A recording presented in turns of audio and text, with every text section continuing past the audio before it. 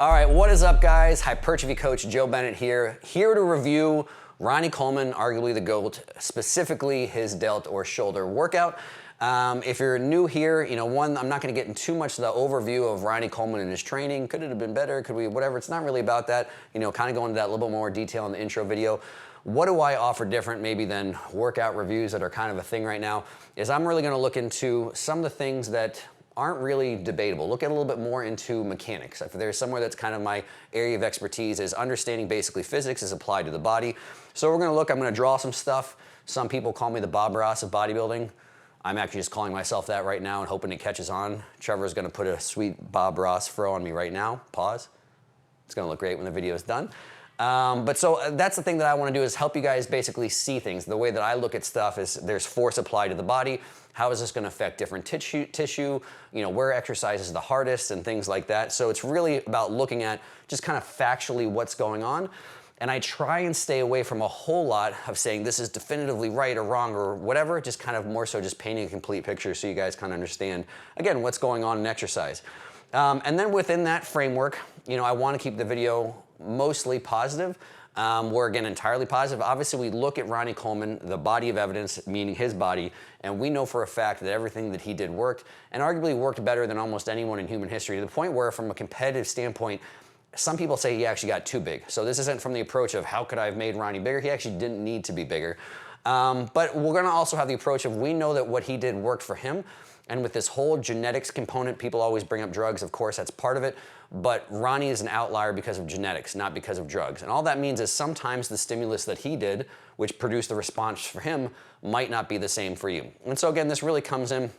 We'll touch on some of his later videos where he just basically says, like, I've always had biceps, so I don't put a whole lot of work on them. If you're watching this at home and your biceps don't grow well, then he's probably not the best guy to copyright from his own mouth. So we're gonna kind of approach things where, hey, this worked great for him, but maybe you need to do things a little bit more specific. This is where that whole form and all that kind of nuance comes in. If what you're doing is working, then you don't need to watch too many of my videos. But if you're having a hard time with how do I make my lateral raises better or whatever, then my videos and these breakdowns might help a little bit. So we're gonna go a little bit of programming as we go through some of the workouts, but mostly it's gonna be just from a mechanics standpoint.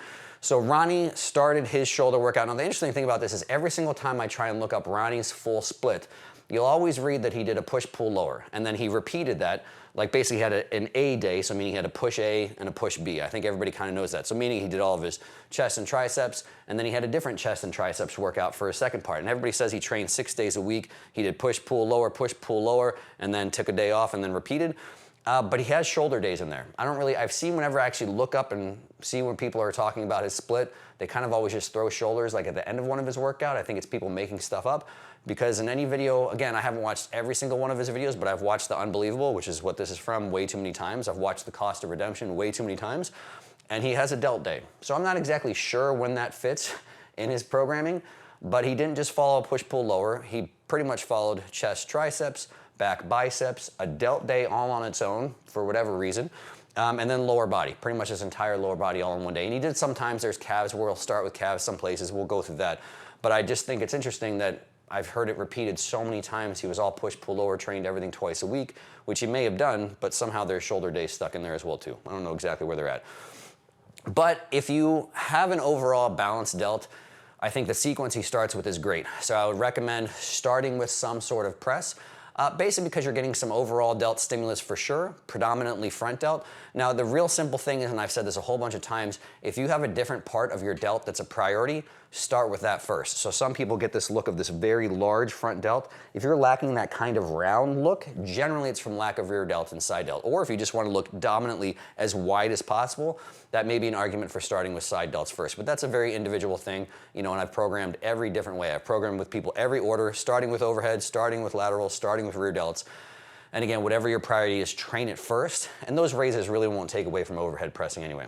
So this is a funny conversation to me that people just don't know how physics works. So if this is roughly the axis of his shoulder joint right here, obviously moving his upper arm, his entire delt exists crossing over this joint.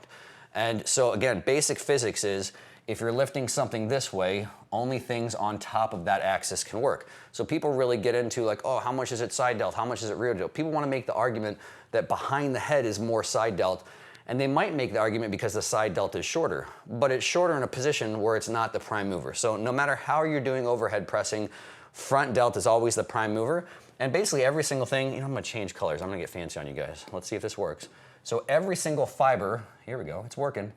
So every single fiber here that has his is round, so it does this, that has that shared insertion can work. Everything above that axis. So for sure, some of the side delt, and the nerds are gonna say there's 7 heads to the delt, relax nerds. I'm gonna say there's 3 heads just for all practical purposes. Everything above this line is doing the vast majority of the work. So again, if you want any type of rear delt stimulus, overhead press is not the place to go. And we'll see when we look at another angle here that this is also a great place for potentially some clavicular pec fibers. And again, the nerds kind of get over the top on that one if you ask me, as far as trying to keep that out of there for whatever reason. I don't know why you would want to keep those out. So one great place to start, let's get this off of here. I did it. For again, if you just have a balanced delt, start with overhead press. The interesting thing you'll see is he does with his warm-ups, he does what I would consider a slightly excessive warm-up. So he does literally, he says before this, he doesn't even film it because it's not even worth filming. He does 135 for 15 reps. Because why would you film anything less than 2 wheels when you're Ronnie Coleman? So he did 15 reps with 135, then he goes to 225, then he goes to 275, and then he does I think 12 reps even with 275, and then his working set is like 12 reps of 315. So in my opinion, now one, the big asterisk with this is the nerds, me included, would say, well, that seems like excess fatigue. Maybe we could do a little bit of less volume on the warm-ups and have more output and less fatigue to deal with on the working set. But then the thing the nerds don't know, and I know this from having worked with really, really large human beings, sometimes you just need that much warm-up so you can actually function. Like literally sometimes working through the pain. Again, the nerds will say, well, you need to address underlying issues and fix all the blah, blah, blah. He's 6 weeks out from the Olympia right now. Sure, he's going to a massage and all that kind of stuff, but this isn't the time to fix stuff. Sometimes you just have to do stuff that's kind of stupid, but necessary for your sport, because that's how every sport is. I mean, when it's the NFL and it's in season, people tape things up, play through injuries, all that kind of stuff. You gotta remember at the end of the day, for a guy like Ronnie Coleman, this is his sport. And again, the nerds will like to look at things, in a test tube and say, well, technically, blah, blah, blah. And they just have a kind of a loss of what the reality of this is for an athlete like Ronnie Coleman. So let's see if I can skip ahead to some cool stuff. So the thing I'll address from the front, but you can see pretty well from the back, aside from how awesome Ronnie looks. It doesn't matter how many times I watch this, Ronnie's just such a freak of nature. So we'll see 2 things wholly from this view. Hopefully it doesn't take me a million years. As soon as he's got the bar. So he's holding the bar there. I'm gonna go with there. This is basically, I just wanna address this angle. I'll do a better angle, but this is about the range of motion he does right here. Bar is about chin-ish height. The thing I want to point out is I love the grip he takes here. So some people, in my opinion, get way too wide, and the wider you go, the less range of motion you're going to have at the humerus. So if you get your grip way out here, your humerus is essentially going to move somewhere from here to here. That's going to be the range of motion. But this is Ronnie's bottom range of motion here. I'm doing it. Oh, okay, we're back to the pen. This is his arm here. So he goes through, in my opinion, I'll touch on this once, everybody's all about the lengthen, whatever, blah, blah, blah. I'm gonna say the same thing I've been saying for a decade. I think you should always prioritize muscles mid to lengthened range. Prioritize. That doesn't mean don't train the shortened position. That doesn't mean exclusively train these lengthened partials. I think from a physiological standpoint, a mechanics standpoint, a semantic standpoint, mid to lengthened range is where we want to prioritize. That's all I'll say about that. But if you take this super wide grip where I just showed, he's going to cut off 30 degrees range of motion, which some people would argue is the place you can produce the most growth. I don't think the argument's really necessary. I would just rather do shoulder press the way that Ronnie Coleman here does. So one, if you're doing shoulder press at home, don't do this super wide stuff. Don't do this thing. I've seen people talk about stopping where the upper arm is at 90. Probably some of the worst advice I've ever heard, and arbitrary for so many reasons I won't even get into here. Tuck it all the way down at your side. Whatever that grip looks like, of course, listen to your joints. So if it's way too uncomfortable in here, you can get out here a little bit, get out here a little bit, that's fine. I'm just saying, don't get way out here. Don't do this stupid stop at 90 type stuff. Use range of motion like Ronnie's got going on here. The second thing I'll point out from what can work from a mechanics standpoint, we got a really good angle. The camera guy zooms in on all the awesome stuff, is right here. We can hopefully see these are clavicular fibers of the pec. So let's change colors again because I'm feeling fancy. So we have right here, well, let's do the arm first. I'm gonna do multiple colors. We are so fancy right now. So there's his upper arm. This is basically the axis. This stuff crosses over the axis. The front delt will still have the vast majority. Because this is 2D, it's a little bit tough to get my point across, But these are gonna be basically your, I'm drawing a straight line, but they're not quite straight. But these are gonna be, we'll skip over here, what you would kind of call front delt fibers. And they are most in plane with how that upper arm is gonna move. So they can do the most work. That being said, we've got some clavicular pec fibers crossing over the joint as well here too, all up in here. And they are absolutely doing a ton of work. So again, some nerds will get a little over the top with, okay, well, we don't wanna be in a position where the clavicular fibers are doing too much work. From a sheer semantic reason, this is the point where it's like you don't need to worry about over-isolating. And from a practical standpoint, most of us are training to look really good. Most of us are working really, really hard. You know, this is if you guys are out in the club. I don't know what clubs, do people go to clubs anymore? I don't know what people do. But right here, if you wear, oh, we gotta change it back, I messed it up. All right, if you wear, and I know y'all do, we got a different color. This is a very important point I have to make, super scientific. If you wear the medium V-neck, which Ronnie Coleman doesn't, because he doesn't need to. Here's you. This is you guys in your medium V-neck, super tight sleeves. You got it on sale at Baby Gap. If you want to look super awesome in your medium V-neck, this is what you want right here. You want these clavicular fibers and some of those upper sternal fibers. Clavicular fibers, sternal fibers. So everyone will go over the top. How do I get that? How do I get more of that? I gotta look good in my Baby Gap. And then they'll get overly worried about it working on overhead press. I say the more the merrier. So on chest day, you're doing stuff to try and get that, awesome.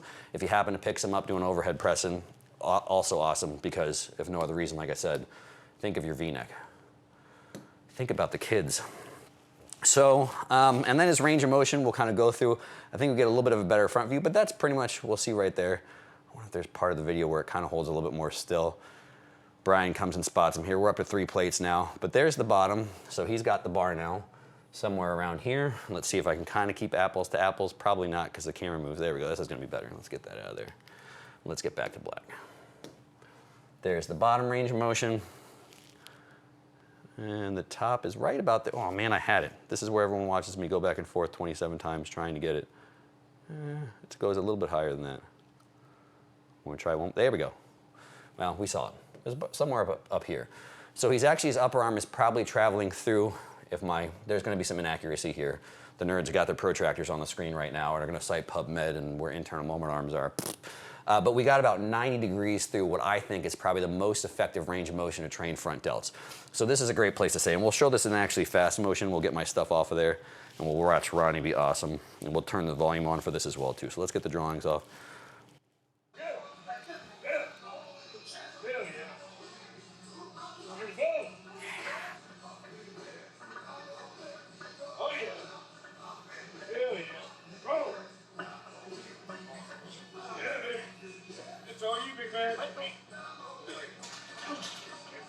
I would like to point out another key here, highlight this.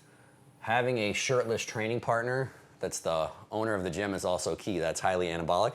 That's Brian Dobson. He's awesome. I'm gonna say I empathize with Brian Dobson here because this is him probably, I don't know, I'm not gonna actually speak. This could be completely incorrect. But Brian Dobson, he's pretty darn jacked. Like when you watch him next to Ronnie Coleman, because I've had so many videos where I'm next to some of the largest bodybuilders on the planet, especially even when I competed, and I've had people tell me I look like a tennis player or stuff, and I'm like right now I weigh 205, which maybe some tennis players do. Like people will tell me that when I weighed like 240, and then when people see me in person, they're like, oh, you're way bigger. I'm like, yes, I've been staying next to people like Dallas McCarver and Chris Bumstead. Those guys are huge. So anyway, Brian Dobson's probably like a shredded like 250 or something, but he's staying next to Ronnie Coleman, so he just looks like a normal guy. But anyway, he's got his shirt off, and that increases anabolism.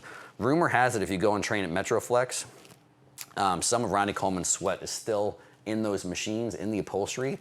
So if you press into it and rub hard enough on it, you get some of that anabolism. There's still some extra chemicals in there as well too. So anyway, that range of motion played fast, I think is great. So if you're gonna do your shoulder press, I'm not saying there's anything inherently wrong with maybe coming up a little bit higher. I don't really coach on cadence so much. People are everyone tempo crazy. I like his tempo a whole lot. It's controlled. In this range of motion, that looks controlled to me. It's not to the point where it's like swinging all over the place or whatever it is. It's controlled right here. For you, a little pause at the bottom feels better, great. If coming a little higher feels great. If occasionally like a little pause in between reps to really keep the reps consistent, great. But I think this is actually pretty model form for how to do your pressing. So good job, Ronnie Coleman. He really, my stamp of approval means a whole lot to him. Lateral raises. So there's gonna be a couple things I'm a little nitpicky on here. And not really nitpicky, but just being aware of. So if we're looking at lateral raise, first and foremost, what are we talking about? Again, that whole axis thing. So we'll draw here, and again, this is not really the dimensions I want to look at, but he's lined up, at least to start especially, in a good position where everything above the axis can work. So his rear delt's really in a position it can't do almost anything, and everything kind of above here, and again, this is kind of 3D, looking at something 3D, 2D, he may be standing a little more upright where he's, again, being nitpicky, having a little bit more front delt. So if you're the type of person where your side delts are very hard to grow, like you have to do the check the wind before you train them, make sure it's the right, dew point outside. If everything's off by half a degree, your front delts take over or whatever, then you might want to be a little bit more nitpicky with bottom position, because all it is he's here, again, that physics thing, don't overcomplicate. You don't need to read a study for this. The more upright you are, the more externally rotated you are, the more your front delt is on top of the joint. If you're using free weights, which, gravity only goes one way, the more you're in this position, the more the front delt can work. So again, nitpicky, maybe using a little bit more front delt than somebody might. So if you're not Ronnie Coleman and your side delts are a little finicky, maybe a little bit more of a forward lean. The other thing to consider here is it's not just one plane of motion here. So if his arm was straighter and came out here, now we've got different colors, sorry OCD people, but if his arm was straighter, we basically just look at how the force applies to this joint, working basically purely in this plane. But he's actually incorporating another plane. I'll go back to black. Actually, so what do I mean by incorporating another plane of motion? So now instead of just dealing with the weight pushing this way, he has his arm out in front of him. The more of a bend you have here, the more you're creating different demands in a different plane of motion. So if I said to you guys, we're gonna freeze, pretend you're doing an isometric. So if you guys at home, grab whatever you got around you, pick up your cat, small child, whatever, and hold it like this.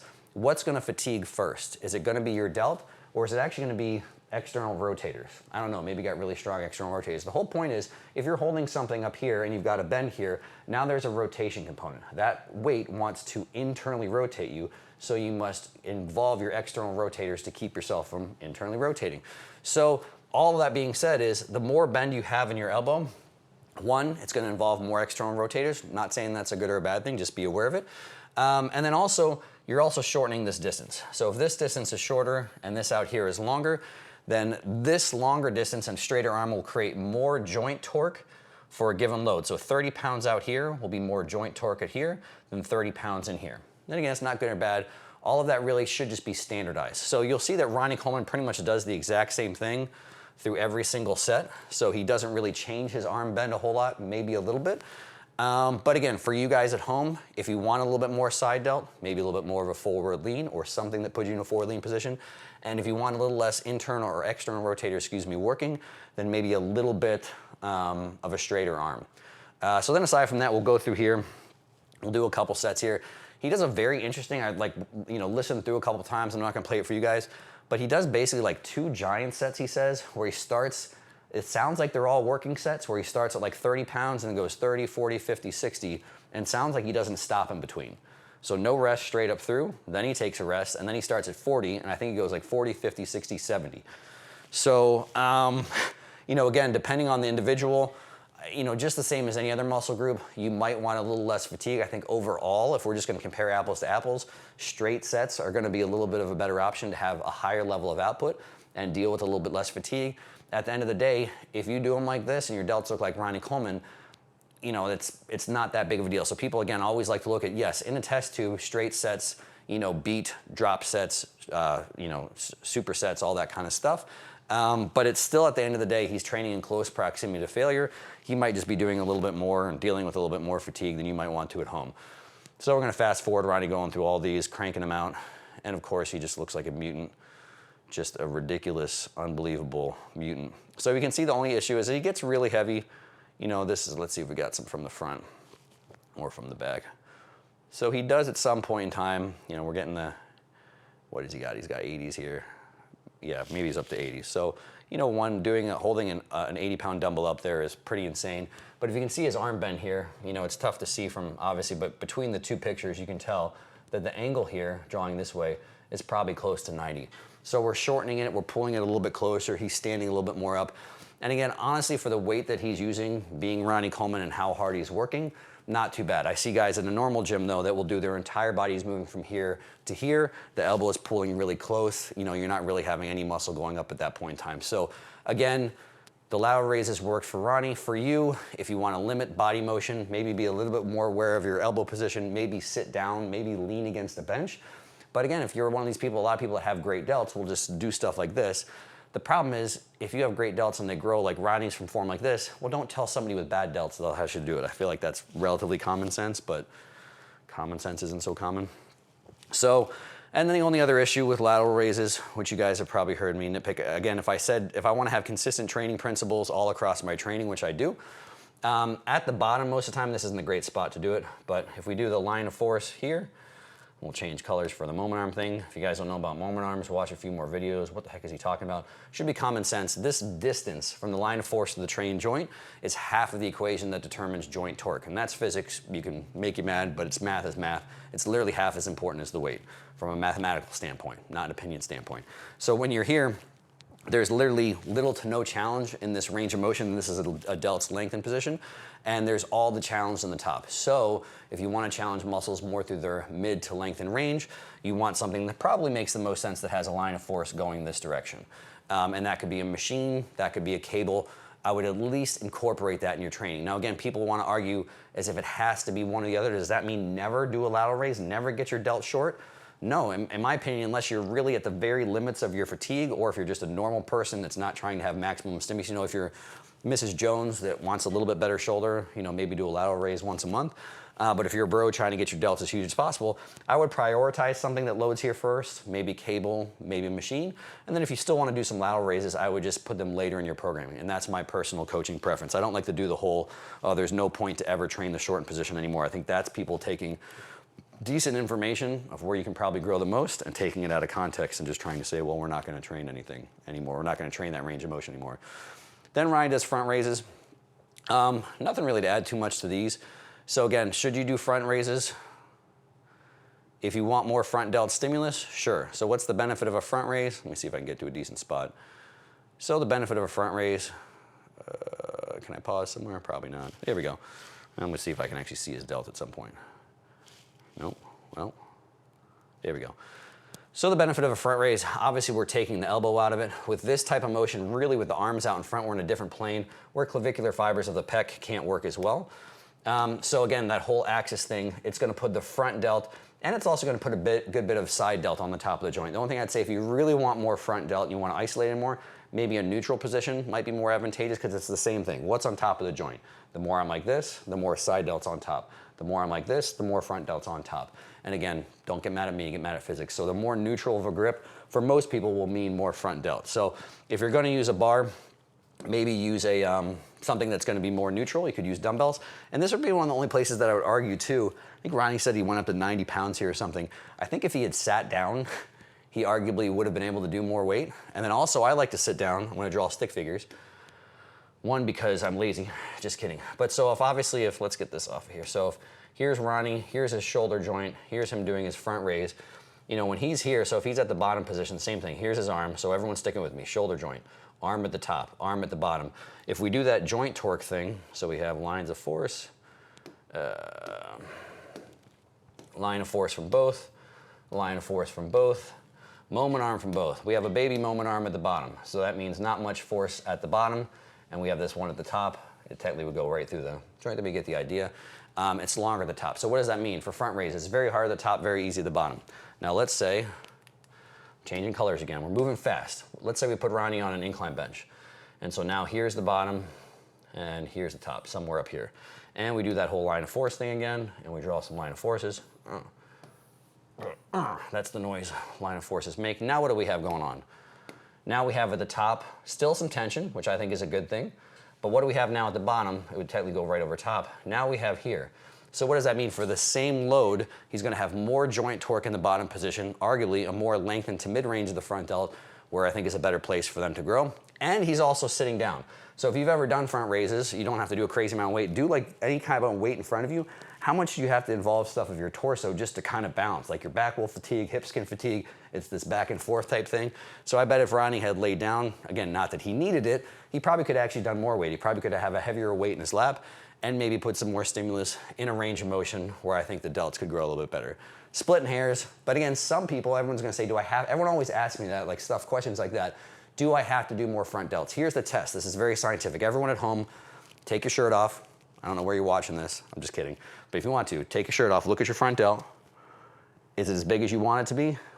If it's not, and all you're doing is pressing, maybe do some front raises as well too. If you're looking at it, you're like, man, that is a nice front delt, and it's huge, and it's juicy, and it's flowing. You can even see it, and you're wearing your baby gap V-neck right now and see a little bit of your front delt, and you're just doing overhead presses. You don't need front raises. There's the test. It's not hard. If what you're doing isn't doing enough of it, then maybe potentially have some more isolation for it. Now we're moving on to rear delts. After we get all this, Ronnie goes to reverse pec deck. I love this setup here. So a lot of nerds will maybe poop on this. There's one thing I don't care about, it's nerds poop. So if we look at the plane of motion here, so again, imagine the plane of motion. Because he's on a fixed machine moving in this plane, if you don't understand plane, the plane here is like a tabletop, right? So this is the plane of motion that we're operating in. It's the same thing, so that means there's an axis through his joint straight down. So if we draw the axis right in the middle, oh, I did it. I changed from, so if we do, let me get black again. So if here's the axis, we can't see, but everything, so there's an axis going right down through the joint this way, so the axis is here. Everything behind that axis can work. So what actually happens when the people that I say the nerds won't like is he's very internally rotated, right? Now again, all this end range stuff, there is something to that. Now the nerds have gone full circle. They say, all this research shows that impingement isn't a thing. Impingement isn't a thing unless an individual says it's a thing. So again, I'm not saying end range works, so being in complete internal rotation, a lot of people say upright rows are horrible. And it's like, well, if you can go here and it doesn't hurt, they're not horrible.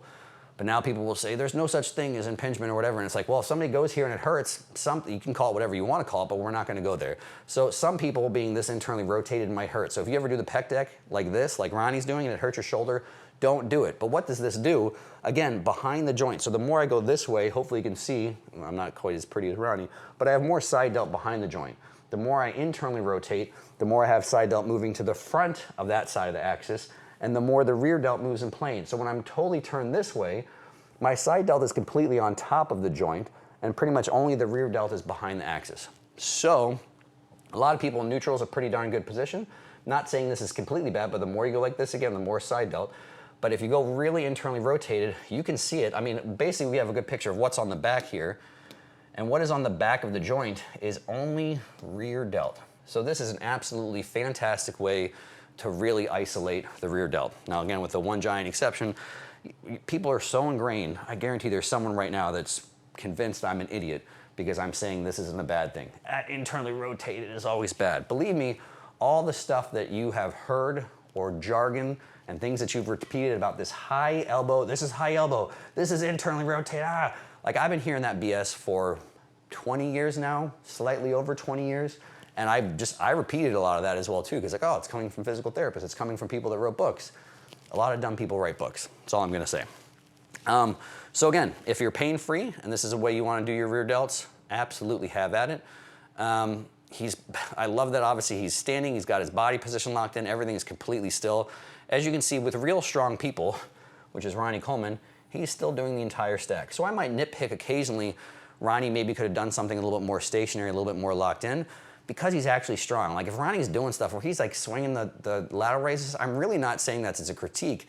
He could have sat down and still done probably perfect form with 60s as opposed to slightly swinging 80s. Would one have really been that much better? I honestly don't know. Does it really matter? No, because Ronnie's actually strong. So again, honestly, if some of these things, like, again, this is not, I don't think Ronnie thinks he's being any less hardcore right now because he's using a machine. Obviously, you see he goes back and forth a lot in his programming. And because he's actually strong, he can still do all the weight. So great setup here, and the thing I absolutely love about him doing this first is when we're in this position, so the line of force, for people that really want to nerd, the moment arm here is this.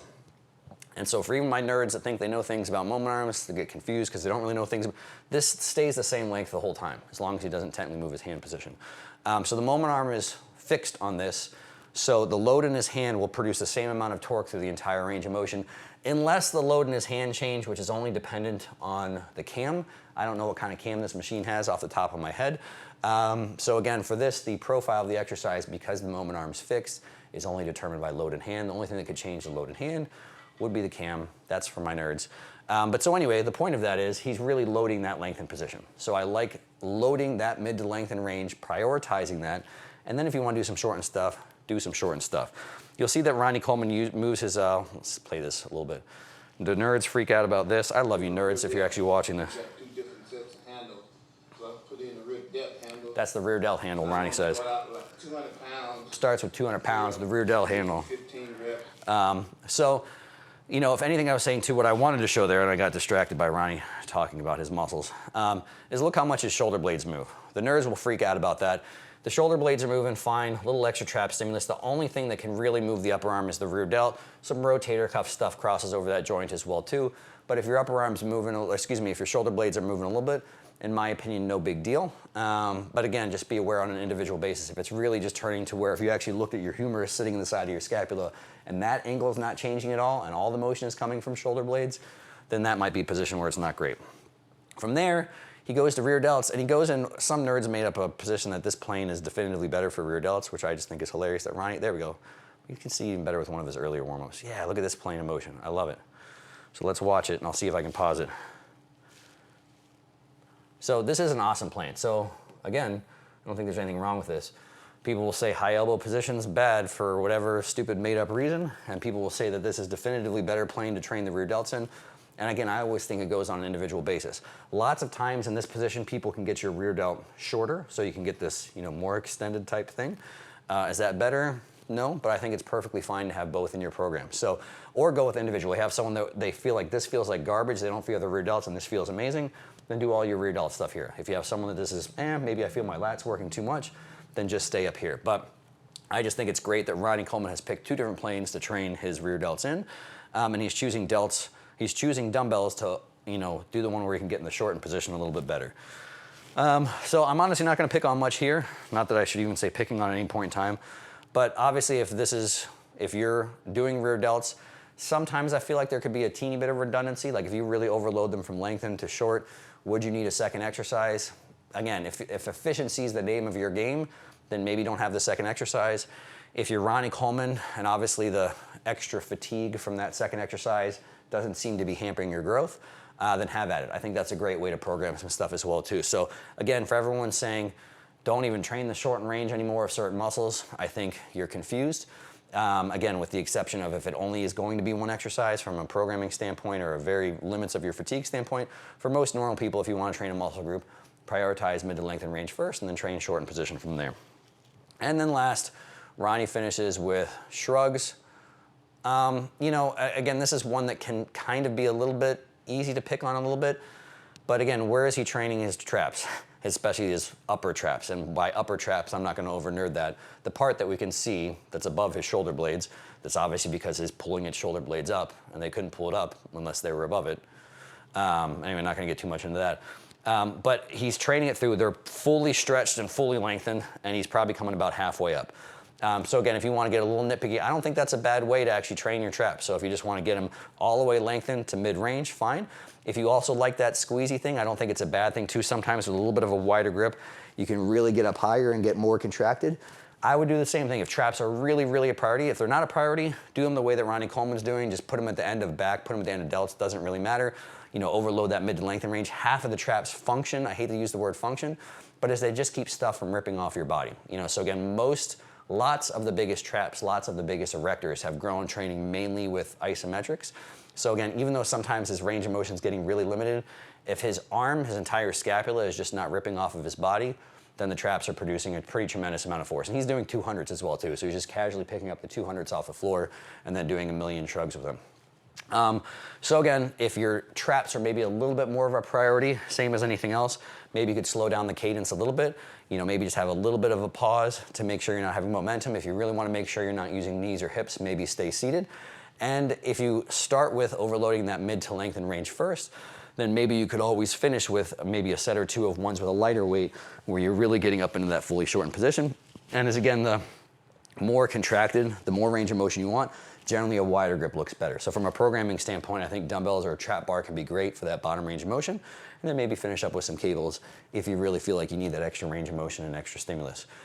I also love that as I'm going through these videos and I'm listening to the audio again, I always pick up little things every single time. He said he's like, occasionally I'll do some upright rows, occasionally I'll do whatever as well too. He's like, but I was running out of time today because I had to go to work. And this is him going to work. So I think it's funny. I'm not gonna say the year now because I'm gonna mess up. I can't remember exactly which year, but he is Mr. Olympia at this point in time, a few times over. So he's Mr. Olympia 2 or 3 times. He's obviously filming his workouts, kind of a big deal. He's like selling these DVDs back in the day. Everybody and their mom's bought them, including myself.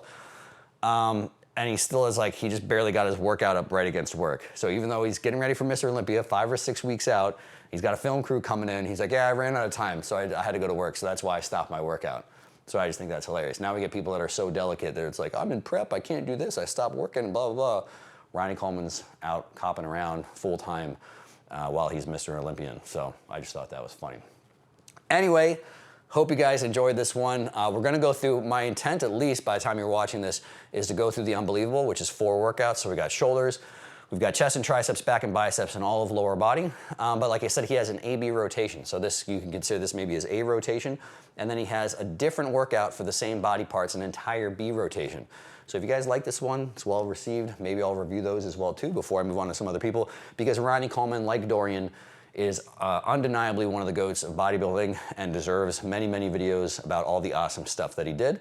And if you guys, per the usual, have any questions, part of these things that you like, you want to see more of in the next ones or whatever, don't hesitate to let me know down in the comment section. And if you also want to tell me that I'm skinny and Ronnie's huge and I shouldn't say anything about his workouts because he's big and giant, he could eat me, that's a fair point as well too. Let me know down there as well. So anyway, until the next one, guys, hope you enjoyed it.